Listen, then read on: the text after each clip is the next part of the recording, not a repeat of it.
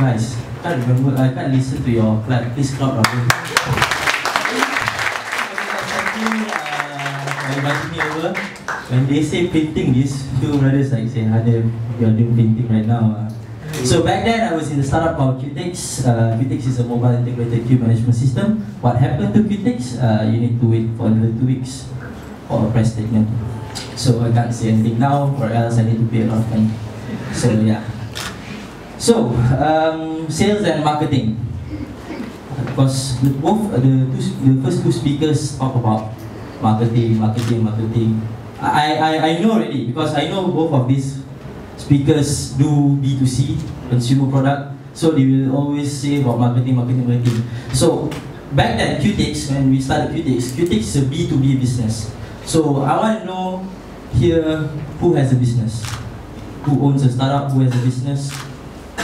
Okay, so who owns a B2B business? Okay, so sales and marketing. I will not touch on the marketing part, I will only touch on the sales part. So this is what people did not tell me when I started a B2B business. So I started a B2B business when I was 20, and now I'm 22, and today is my birthday. So yeah, I celebrated my birthday. So yeah, so these are the sales process.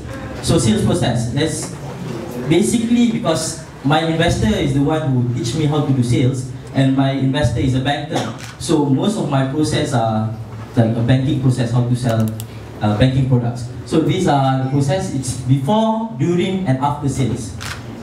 So before sales. So if you want to start sales, you need to know your enemy. You consider your client as an enemy. So know your enemy so that you can win the war. So these are the ways to get leads. There's cold call, cold email, and networking. After testing for 1 year, I realized that cold email usually doesn't work for B2B. So it's either networking or cold call. Okay. So firstly, you need to make an Excel sheet. It's like, sounds simple, right? But it is actually complicated. So I've simplified the process. You need to put the company name, the person who are in charge of the company's name, the position, the person, the phone number, the email, the social media. Okay, sometimes you only have 1 or 2 information in this sheet. Sometimes you only have the company name, the name of the person, or the position. You don't have the phone, the email, the social media. So how Qtix got their first client is by LinkedIn. So LinkedIn is a very beautiful app. Thank you, Reid Hoffman. It's a very beautiful app. You go to LinkedIn, for example, your client is Post Malaysia. Back then, we went for Post Malaysia. We search for Post Malaysia, search for the highest position in the related field. In our case, it's the CIO, Chief Innovation Officer. I add him on LinkedIn. Okay, this is the misconception of people, because some people say, oh, if you want to add people on LinkedIn, you need to know their email and stuff. Yes, for the website. So use your mobile app. This is the way to head through the process. If you use the mobile app, you can randomly add people like you add people on Facebook. So after they accept your approval, straight away send a message. There's a 20% chance of them replying that message. And for us, we are some lucky bastard, so they reply our message. So I don't know why, but they reply our message, and within 2 or 3 days, we set up a meeting with him. Okay, so how to get the phone number? Okay, this is like a sample of a cold email.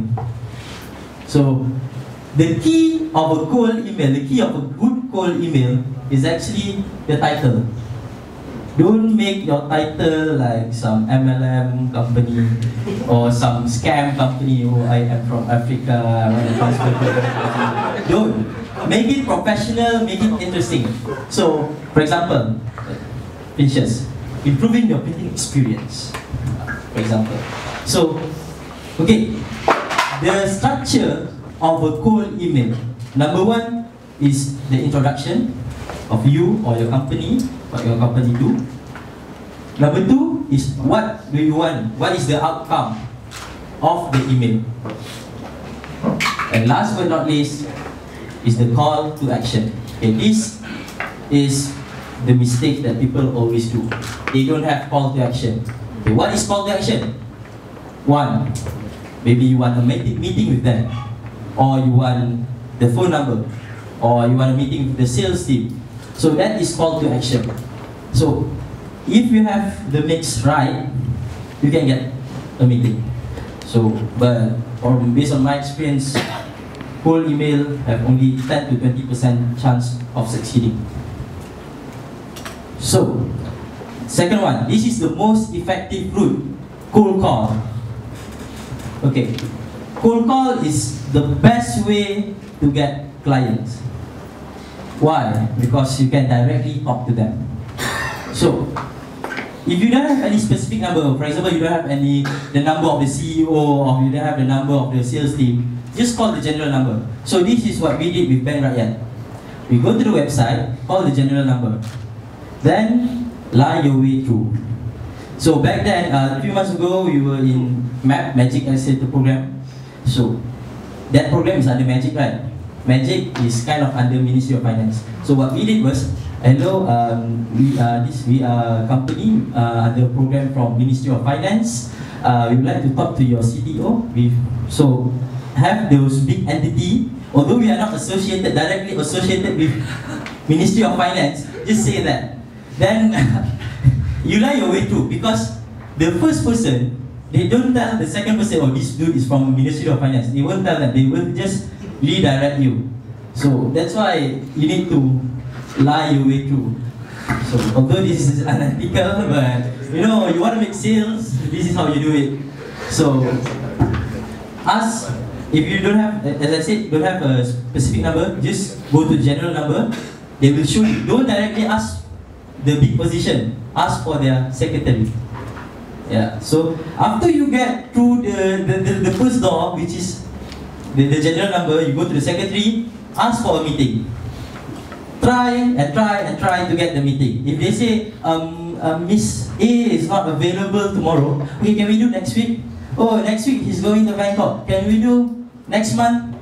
Try to annoy the person until you get a meeting.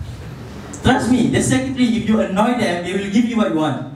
But annoy them like, peacefully, like, don't like annoy them. So this is like one of the ways. Via Facebook.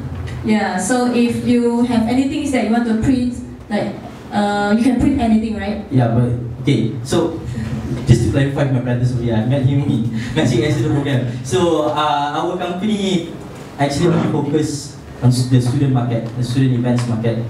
And we only print certain stuff. We don't print like pinches, print gifts, and print everything. So we only cater to a segment of the market. And we are trying to create an on-demand platform, leveraging on the logistics startup that exists today.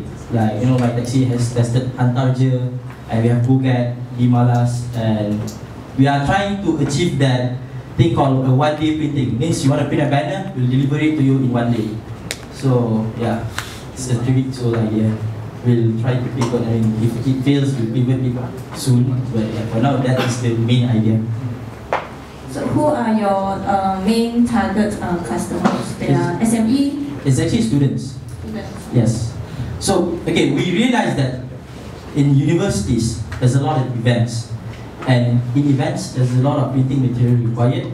And they are strict, they are like under the budget because they are universities events. So what we do is, we offer them service of printing the product at a slightly lower cost.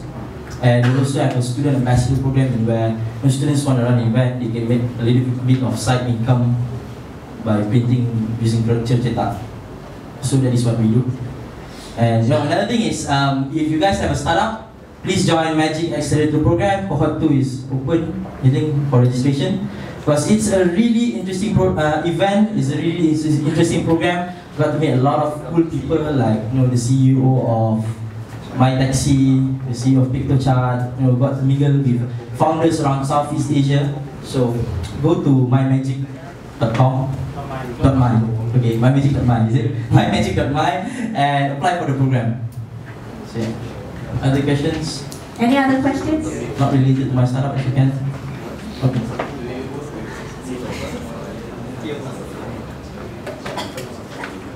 Exactly, you got my idea. So we are trying to be the Uber for printer. Yeah. So we don't own any thing. So maybe in the future, if printers, I will go to Pinterest and say, look, can you print something for me? And I might get commission. So what we are trying to do is being an Uber for printer. So that's like the Uber for X, right? But I don't like to say that Uber for printer thing because, you know, being an Uber for X is too mainstream right now. So I'll just say that it's an on-demand printing company. Okay. Touch a little bit on the marketing side. Just want to know Pardon? marketing. Can you touch a little bit on the marketing side? Marketing side. Yeah. How you actually market your chuchata.com, right? Okay, so because it's only 3 weeks old, we are actually learning how to market our product B2C. Because I'm really new for B2C, but for B2B, I guess marketing. This is what I learned from Wilson from a deal. So you go to LinkedIn, right? You get their email. You get the CEO's email or those people from the company that you want to sell the product to, the email.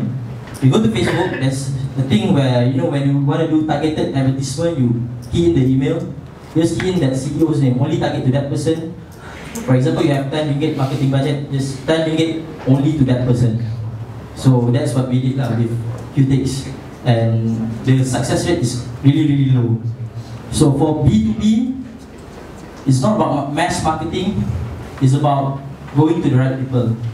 Because at the end of the day, although your product solves a problem, if they don't want to use it, so they will say no. Because we have one case in where there's this one guy from a telco company, which I can't say what telco company, but their logo is this color. So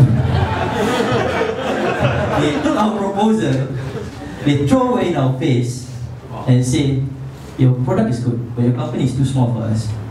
So be ready for that kind of response. Because we also understand at that time we were, you know, still a university student, and I am still a university student right now. So doing a B2B business is quite challenging, but trust me, in the startup world, it's not impossible. So yeah. Any questions? So what was your biggest challenge that you actually faced during the whole startup process and operating it? How did you overcome that? Okay, the biggest challenge is, we have two biggest challenges. Number one is building a product that the market want. Number two is actually selling the product. So that's why it exists things called A/B testing, UI, UX. But sometimes you are building a product. So what our mistake is, we didn't do market validation. So we did do market validation, but not at the right person. So we only know that, okay, the problem of queuing exists, but we don't know on the client side. So that's our first mistake. So number one, please do market validation at the right market. Means that at the person that will give you money in the future if you solve the problem. So that's number one. And number two is building the product and, you know, selling the product. So that's why we came up with this SOP, standard operation procedure, cold calls, cold email, networking. So always get something out of it. You know, I know this place holds a lot of events and a lot of people will come. So that's why you need to know why you come here, know the people that you want to meet, and get something out of it. So that's why when I come here, I promote my Facebook page, because that is what I want. That is what, well, the outcome that I want. So please, if you want the rest, 80% of the slides, like cold call scripts, the cold email scripts, list of emails from some CEOs in Malaysia, please go to my Facebook page tomorrow and, you know, download 5 p.m. Remember, tomorrow 5 p.m. Okay.